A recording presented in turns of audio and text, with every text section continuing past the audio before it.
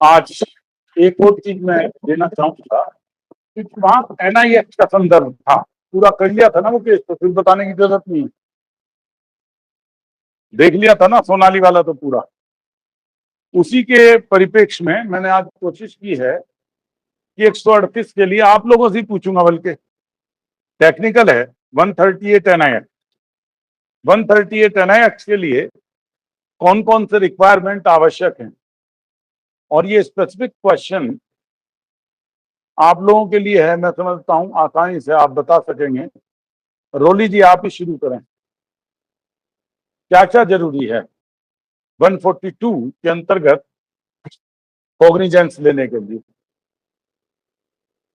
रोली जी sir मुझे बिल्कुल याद नहीं आ रहा है, आप मैंने जरा बिल्कुल अभी। कोशिश करो, गलत बता दोगे तो कौन सा आंटी पुलिस बुला तो लेगी। इसके लिए पहले तो सर नोटिस देते हैं फॉर आई थिंक 30 days का नोटिस है। कब देंगे notice? On the intimation being received by the bank कि the cheque has bounced from the bank, from the bank sir. Bank से सर जब चेक, रिसिप्ट यस सर। लेके कितने दिन में देना चाहिए कमलदीप जी? सर नोटिस कितने दिन में देना चाहिए?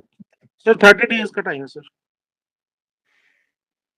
रवि जी 30 डेज के बाद, जो 30 डेज के लेकिन सर अंदर, शुरुआत तो हम जो आप 138 की जो पिटीशन की बात कर रहे हैं सर, इसका तो सबसे पहली चीज है एक रिलेशन बिटवीन बोथ एस्टेब्लिश होना ट्रांजैक्शन का। नहीं ट्रांजैक्शन का तो हम लिखेंगे इसमें, और अगर कहीं नहीं, यहाँ एक और 119 आप देखें, 139 देखें, प्रिजम्पशन है सर। प्रिजम्पशन तो है, बट प्रिजम्पशन को एस्टेब्लिश तो करना पड़ेगा ना हमें कि आखिर हमारी ट्रांजैक्शन क्या हुई जिसके एवज में मुझे वो चेक मिला। हमें केवल ये दिखाना है मुख्य रूप से कि मुझे चेक दिया गया था किसी पैसे के बदले में। जी सर, वही मैं कह रहा हूँ। हाँ वो तो देखें, अभी इसमें आपके सामने एक्सप्लेन की रखता हूँ, इसमें हमने उस चीज को रखा है कैसे शुरुआत होगी। हम उसमें जो लिखेंगे, क्योंकि उसके साथ ही पढ़ना जरूरी होगा, तो हम एप्लीकेशन लिखेंगे, शायद हिंदी इंग्लिश दोनों में होगी, देख लेना। कुछ जगह यहाँ खाली है, क्योंकि ये इसी तरह से खाली छोड़ देना जब तक इसमें कोई फैक्ट ना दी। तो उसके बाद जो है रिसीविंग ऑफ चेक मेंशन करनी है, उसके बाद प्रेजेंटेशन ऑफ चेक, फिर मीमो, वो सारे बैंक में जानी है। उसके बाद after the date of the memo 30 days के अंदर नोटिस। हाँ क्लोज टू 15 days का नोटिस है। इससे सारी चीज क्लियर हो जाएंगी। That accused and the complainant are known to each other. The accused has borrowed rupees इतने from the complainant on for his personal business requirement and assured repayment thereto. ये इसमें अगर हम कथन नहीं करेंगे तो हमारे लिए परेशानी होगी। रुपीज आ गया है ना, और यहाँ इसके साथ डेट आ जाएगी, किस डेट को। अब इस डेट का मतलब ये है that the discharge of the aforesaid legally enforceable debts the accused issued check number इतने dated इतने। अब यहाँ बिना बात लिखने की जरूरत नहीं है, इमेजिनरी लिखेंगे तो कई बार आइडेंटिफिकेशन की स्थिति आ जाती है, आप खाली छोड़ सकते हैं जब तक कि उन्होंने अपने आप ना किया। क्योंकि असल बात है यहाँ पर हम नंबर लिखते हैं ना, तो कई बार वो ये कहते हैं आपने तो अपनी कॉपी का आइडेंटिफिकेशन के लिए नंबर लिख दिया, तो ये परेशानी का कारण हो सकता है। तो यहाँ लेकिन डेट जब तक नहीं लिखेंगे तो मैं समझता हूँ कि क्लियर नहीं होगा कितने दिन में। From the amount of rupees जितने ड्रॉन ऑन बैंक कितने इतने फेवर ऑफ द कंप्लेनेंट, उसने चेक किया, और उसके बाद complainant presented the aforesaid cheque for encashment through his banker within the period of its validity. ये जरूर लिखना है, जो उसकी वैलिडिटी 3 महीने था उसमें दे दिया था। अगर इस दौरान नहीं दिया है तो समझे आपका नाश होना तय है, क्योंकि अगर 3 महीने के अंतर्गत आप चेक को एनकैश करने के लिए नहीं देते हैं, कई बार क्या होता है प्रैक्टिकली आपसी ट्रांजैक्शन तो है ही, वो दूसरा जिसने पैसा लिया चेक तो दे दिया था उसने दबाव में, लेकिन कहीं ना कहीं वो चालाक होता है, आपके पास आएगा, मिठाई का डब्बा लेकर आएगा, फल लेकर आएगा, आके पैर छुएगा, भाई साहब अभी चेक मत लगाना, अभी ट्रांजैक्शन होने चिंता मत करो। आपका कोई आप ठीक है, वो कोशिश ये करेगा चेक तो दे दिया लेकिन उसके 3 महीने का समय निकाल दो किसी तरह, वहां सावधानी की जरूरत है। अगर 3 महीने का समय निकल गया तो आपकी गाड़ी फेल हो जाएगी। तो हमें याद रखना है ये इंग्रेडिएंट में आना जरूरी है। निर्धारित समयावधि 3 महीने आप लिख सकते हैं, कोई दिक्कत नहीं है। ये लिख देंगे तो कोई रिस्क है ही नहीं। वैलिडिटी पीरियड में मैंने चेक एनकैश कराने के लिए दे दिया था, इंग्लिश में तो लिखा ही है, मैं हिंदी में बता रहा हूं। दिनांक इतने को उसके रिटर्न नियमों के माध्यम से मुझे सूचना मिली कि वो क्या हो गया है, डिसऑनर हो गया है। दोनों चीजों पर लागू होता है, ध्यान रखना। Account close, insufficient fund, payment stoppage. अब ये बढ़ता जा रहा है इसका भी, इनमें से कोई भी हो सकता है। आप सबसे सीधा ढंग है इनसफिशिएंट फंड आप लिख दें। अगर आपने 3 महीने के अंदर चेक डाल दिया है तो एक चीज हो सकता है, यदि आपने नोटिस नहीं दिया है और चेक डिसऑनर हो गया तो आप दोबारा से लगा सकते हैं और कह सकते हैं उसने रिक्वेस्ट की थी जी फिर से लगा दो, तो आपका टाइम पीरियड बचा रहेगा। लेकिन अगर 3 महीने में चेक नहीं लगा तो फिर खेल खत्म हो जाएगा आपका।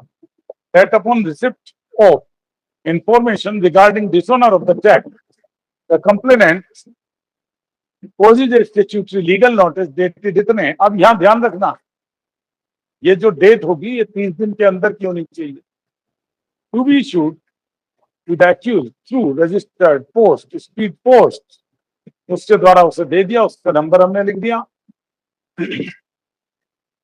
एक्यूज पर वो ड्यूली सर्व हो गया और उसके सर्व होने के बाद भी निर्धारित समयावधि कितने 15 डेज, 15 दिन में उसने भुगतान नहीं किया। इसका मतलब ये हुआ 1 महीना या 30 दिन प्लस 15 दिन और 1 महीना, 3 चीजें हमारी यहां आती हैं। उसके बाद भी 15 दिन में उसने भुगतान नहीं किया है और ऐसी स्थिति में accused has thereby committed an offense punishable under section 138 और उसके रिफ्यूज करने के बाद विद इन 1 मंथ हम जो है क्या कर रहे हैं, कोर्ट में आ गए हैं, ये कंप्लेंट दाखिल होगी। accused of action initially arose on the date of dishonor, ये जरूर लिखना है, कोज ऑफ एक्शन आना चाहिए। अगर ये नहीं आया तो आपका गड़बड़ हो जाएगा। Of the cheque and subsequently matured upon the expiry of 15 days from the date of service of the statutory notice and within that time period provided under section 142 I have instituted this complaint। तो 142 के अंतर्गत कोज of action arise होने के निर्धारित समय या 30 दिन में आपने क्या कर दिया, कंप्लेंट डाल दी है। तो मेन रूप से इसलिए महत्वपूर्ण टेक्निकल है कि प्रैक्टिस करना चाहेंगे तो मैं एक कंप्लेंट लिखी भी आपको दिखा दूंगा, उसके आधार पर हम इस चीज को करेंगे तो बेहतर होगा, क्योंकि यहाँ बहुत सारी चीजें हैं इसके अंतर्गत आ जाती हैं और उसे हम यहाँ कंसिडर कर सकते हैं। Cause of action initial arise, cause of action की धारा देनी जरूरी है। हालांकि कंप्लेंट केस है, इवन देन 138 में कोज ऑफ एक्शन दिया जाना चाहिए और ये भी लिखा जाना चाहिए क्योंकि इस हालांकि अब तो वाइडर कर दिया, इस न्यायालय के स्थानीय क्षेत्राधिकार में बाद कारण उत्पन्न हुआ है क्योंकि यहाँ पर मैंने बैंक में डाला था या मुझे डिलीवर हुआ था, कैसे कह सकते हैं, अब तो वाइडर हो गया। That the present complaint has been filed within the period of limitation prescribed under section 144 of the Negotiable Instrument Act और ये इस तरह का that this honorable court has territorial jurisdiction आगे बढ़ा और फिर क्लियर हम कर सकते हैं इसके अंतर्गत जो एक्टिविटी प्रावधान है उसके अनुसार करेंगे। समन एक्टिविटी करें ये तो इसकी जरूरत भी देने और फिर कन्विक्ट करें, इसके बाद वेरिफिकेशन जरूरी है कंप्लीट में। इसके साथ डॉक्यूमेंट लिख दें कि ये चीजें इसके साथ हैं। एक यहाँ महत्वपूर्ण है कि जहां सीआरपीसी में सुबह के समय हम कंप्लेंट वाली बात कर रहे हैं पीसीएसजे वालों से, तो मैं सुबह यही कह रहा था कि सामान्यतः 200 या बीएनएसएस की धारा 223 के अंतर्गत ये जरूरी है कि कोर्ट, मजिस्ट्रेट कोर्ट पहली दिनांक पर उसका बयान लिखे। अब यहाँ प्रश्न ये आता है क्या 138 वाले मामले में भी जो 223 के अंतर्गत प्रोविजो डाल करके ये कहा है कि कॉग्निजेंस लिए जाने से पहले, ये लीगल प्रश्न, कॉग्निजेंस लिए जाने से पहले एक्यूज को सुना जाना चाहिए, क्या इसलिए कंसिलिएशन के लिए भेजा जाना चाहिए? ये क्वेश्चन मैं आपसे पूछता हूं, स्पेशली रवि जी, इसके संदर्भ में बताओ क्या कहना है। सर क्या कंपलसरी कंसिलिएशन जरूरी है? नहीं सर, इसमें कंपलसरी उसके लिए जरूरी नहीं है। क्या हम उन प्रावधानों का पालन नहीं करेंगे जो कि सीआरपीसी के अंतर्गत या बीएनएसएस के अंतर्गत दिए गए हैं? Where the check amount with interest and costs दे दी जाती है, प्रोसीडिंग खत्म करने की शक्ति कोर्ट के पास आती है 143 में, लेकिन वो पढ़ा जाएगा सीआरपीसी के साथ। Whether the proviso of BNSS 223 shall also applicable, legal question है, shall also be applicable on the special act on the complaint under a special act, special NI Act। क्या स्पेशल NI Act के अंतर्गत CrPC के वो BNSS के 223 का proviso, जिसके अंतर्गत संज्ञान लिए जाने से पहले अभियुक्त को सुनने का अवसर दिए जाने का प्रावधान किया गया है,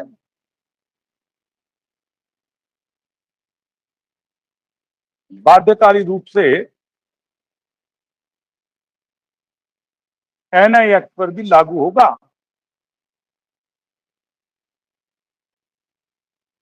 क्या कि 223 क्लोज 1 में जो व्यवस्था रखी गई है वो ये रखी गई है कि cognizance of an offense shall be taken by a magistrate without, no cognizance shall be taken by a magistrate without giving the accused an opportunity to be heard। ये सिंपल है, प्लेन है। लेकिन नेगोशिएबल इंस्ट्रूमेंट एक्ट की स्थिति क्या है, इस संबंध में विभिन्न कोर्ट के अलग अलग राय रहे। हाँ सर, जी, एक कर्नाटक हाई कोर्ट का केस है सर, कर्नाटक अशोक का। वर्सेस फैयाज अहमद। हाँ, सर जी, जी। अशोक वर्सेस फैयाज अहमद।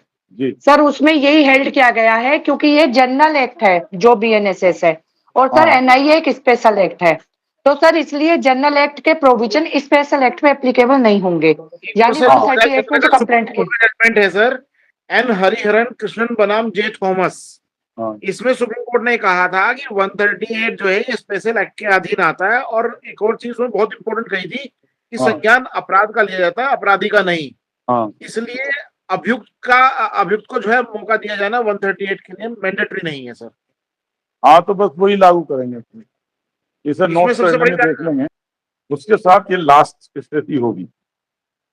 कल जो हमारा बिंदु विचाराधीन था 138 के संदर्भ में, उसको ही हम यहाँ कंसीडर करते हुए चल रहे हैं। यहाँ हम कह सकते हैं कि लोन का मामला था, ये फैक्ट एक तरह से संक्षेप में है इस केस के अंतर्गत। और यहाँ प्रश्न ये आया कि क्या डिसऑनर ऑफ चेक के मामले में, मेन मुद्दे पर हम उस पर आते हैं, फैक्ट तो अपनी जगह ही, क्या उस संदर्भ में हम विचार में ले सकते हैं? पहला तो प्रिजम्पशन है, यहाँ ये मामला था whether admission of signature on a cheque arises presumption under section 118 and 139 of negotiable instrument Act।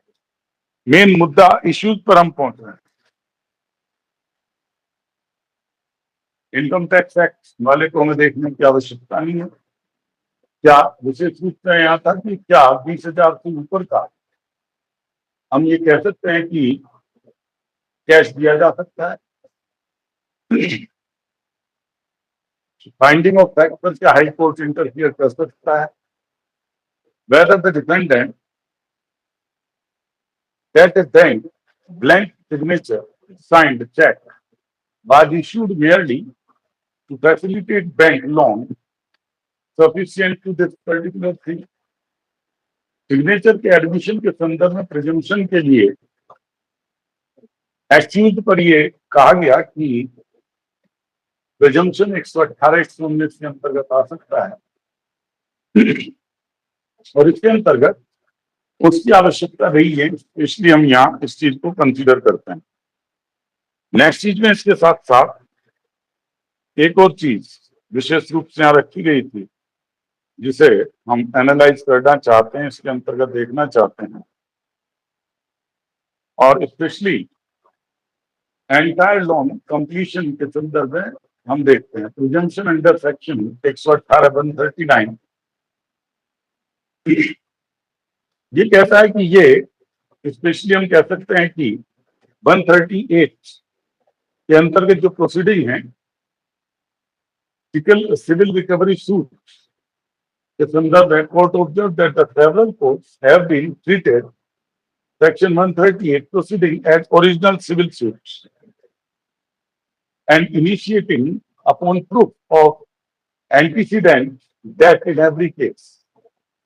यहाँ हम कह सकते हैं कि यहाँ इस चीज को नहीं है, यहाँ पर प्रिजम्पशन के अंतर्गत देखना है, और ये केवल सिंपल प्रिजम्पशन नहीं है, इसके आगे empty formality they must be manifest there.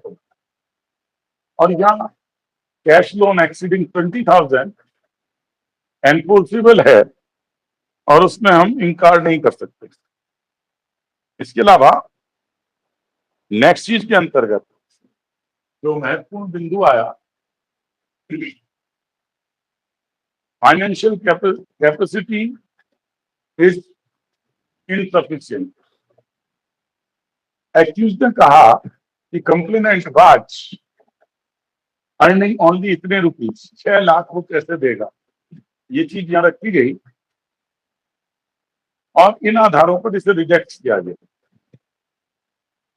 यहाँ इसके साथ स्टैट्यूटरी नोटिस एडवर्स इंफ्लुएंस के साथ यहाँ हम कह सकते हैं, और स्टैट्यूटरी नोटिस अगर समय पर दिया गया है तो ये इसके अंतर्गत आ जाता। ब्लैंक चेक की स्थिति भी इसके अंतर्गत रखी गई। यहाँ इसमें रिविजनल जुरिडिक्शन के अंतर्गत हाईकोर्ट क्या देख सकता है, इस बिंदु को भी यहाँ रखा गया। अभी एक विशेष रूप से मैं देना चाहूंगा जो हम इसमें देख रहे थे, यहाँ पर मुख्य रूप से एक बिंदु और हेल्ड हुआ था कि ये स्पीडी ट्रायल की तरह की स्थिति है और उसके अंतर्गत गाइडलाइन और स्पीडी ट्रायल के लिए यहाँ रखी गई।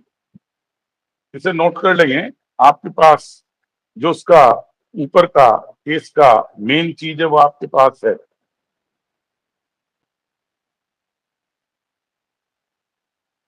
यहाँ एक तरह से 2023 के बीएनएसएस के संदर्भ में यहाँ कहा गया कि क्योंकि ये स्पेशल एक्ट है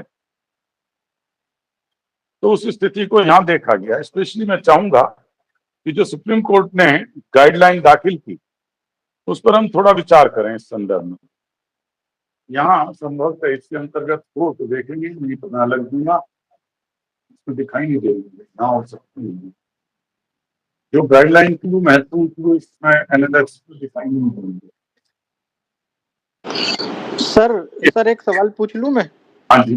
थोड़ा सा मतलब बहुत सारे लोग जो शातिर किस्म के लोग होते हैं वो चेक जारी करने से पहले एक एफआईआर नोट करा देते हैं कहीं पर भी चेक बुक हो गई, तो इसके संबंध में मतलब क्या स्थिति है?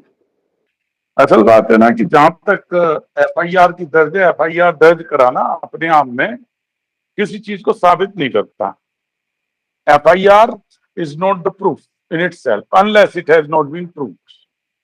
क्या है कि उसके अंतर्गत केवल एफआईआर दर्ज कराना मैं समझता हूँ सफिशिएंट नहीं होगा इस चीज के लिए जब तक कि उसमें चार्जशीट दाखिल ना हो, कोर्ट ने प्रोसीड ना किया हो।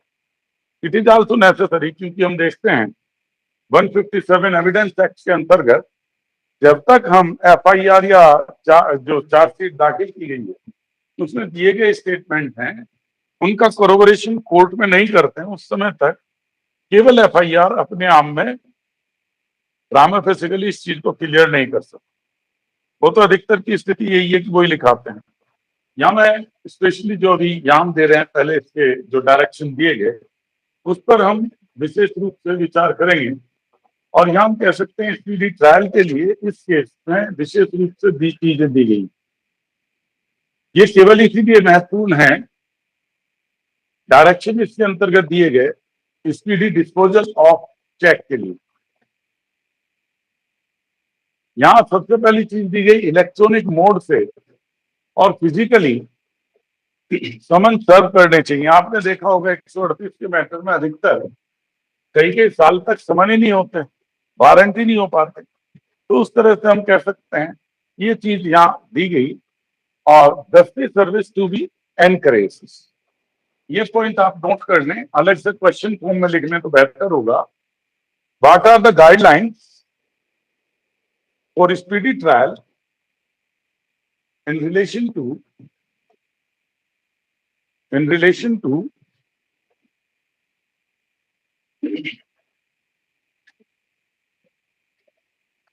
dishonor of check proceedings, cheque या नागरिकरण या डिसऑनर के संदर्भ में की जाने वाली कार्रवाई में कौन कौन से डायरेक्शन यहाँ दिए गए। पहली स्थिति दी गई कि इलेक्ट्रॉनिक माध्यम से भी समन भेजे जा सकते हैं। मेन रूप से यहाँ सर्विस पर स्ट्रेस किया गया। देसी सर्विस, दस्ती सर्विस के लिए कहा गया। ईमेल के माध्यम से, मोबाइल बेस और व्हाट्सएप के माध्यम से सर्विस परमिट की गई। और summary trial should be ordinarily follow. एक सबसे महत्वपूर्ण चीज थी इंटरिम कंपनसेशन 143A के अंतर्गत यदि ये दिखाई देता है कि जो कंप्लेनेंट है उसे पैसे की जरूरत है, he is in special need, वो बहुत महत्वपूर्ण है अपने आप में क्या क्या साबित करना है। अर्लियर स्टेज पर इंटरिम कंपनसेशन दिया जा सकता है, उसके लिए व्यवस्था दी गई। Dedicated monitor pendency and disposal, ये पेंडेंसी के लिए कहा गया कि मॉनिटर होना चाहिए। मंथली मॉनिटरिंग बाय डिस्ट्रिक्ट जज, encouragement of compounding and settlement of the earlier stage. इसके साथ साथ एक चीज और यहाँ आती है कि यहाँ पर जो विधिक प्रश्न आए, यहाँ पर हम इस स्थिति में देखते हैं कल के क्वेश्चन के अतिरिक्त एडमिशन अगर कर लिया गया है तो इस तरह से प्रिजम्पशन आ जाना चाहिए 118 नंबर ये इसमें दिया गया है। और इसके अलावा 20,000 से अधिक का ट्रांजैक्शन यहाँ वॉइड नहीं हो जाता इस पर्पज के लिए। तो यहाँ हम कह सकते हैं कि यहाँ बर्डन एक्चुअली पर आ जाता है कि वो ये साबित करे कि जो चेक की स्थिति थी, और यहाँ स्टैट्यूटरी नोटिस का अगर जवाब नहीं दिया गया है तो उस स्थिति में एडवर्स इन्फ्लुएंस लिया जा सकता है। अगर नोटिस का जवाब, ये बहुत महत्वपूर्ण है, failure to reply to statutory notice में जस्टिफाई एन एडवर्स इन्फ्लुएंस, उसके विपरीत लिया जा सकता है। Revisional jurisdiction does not permit reappreciation of evidence, वहां पर एविडेंस नहीं देखा जाना है, इलीगलिटी देखी जानी है। 138 प्रोसीडिंग फांसी क्रिमिनल हैं और कंपनसेटरी हैं, इसीलिए इसके अंतर्गत हम कह सकते हैं कि इस चीज को रखा जा सकता है। मेन चीज जो हमें यहाँ देखनी है, क्योंकि यहाँ स्पेशल प्रोसीजर दिया गया है, इसी के साथ हम कह सकते हैं क्योंकि यहाँ स्पेशल प्रोसीजर एनआई एक्ट के अंतर्गत दिया गया है और हम कह सकते हैं कि जो यहाँ खंड दिए गए हैं उसके रहते हुए कुछ भी अलग से देखने की आवश्यकता नहीं। और एक तरह से हम कह सकते हैं कि यहाँ जो सीआरपीसी का या बीएनएसएस का 223 है, उस स्थिति में भी हम कह सकते हैं कि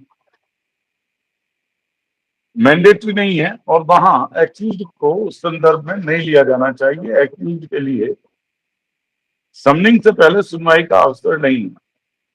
वारंट मतलब हम कह सकते हैं कॉग्निजेंस से पहले उस चीज को देखना आवश्यक नहीं होता।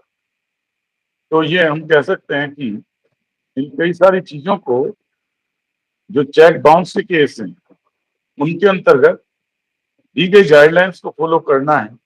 और एक तरह से हम कह सकते हैं कि जो क्योंकि यहाँ स्पेशल प्रक्रिया दी गई है, सुबह भी मैंने इस संदर्भ में दिया था, इसे याद रखेंगे कि स्पेशल प्रक्रिया की स्थिति में